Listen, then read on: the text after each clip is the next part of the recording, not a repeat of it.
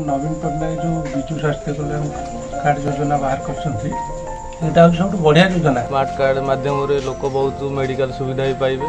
स्त्री लोक मान 10 लाख पर्यंत भी घोषणा कर सहायता देवाई सरकार ये जो योजना कार्ड आम भल नवीन सरकार यहाँ समस्त यहाँ भल कर गरीब लोक कौन पैसा खर्च करें कि एमती आम पैसा कौटू आणमु जे मेडिकल गला माने आम तो किसी उपकृत पाई परछु ना नहीं भल जहाँ कर नवीन भल कर नवीन सरकार जहाँ कर लोक मान सब भल कर मेडिकल गले भी आम भी मागणार सब पाई पारुछु खुशी अच्छी।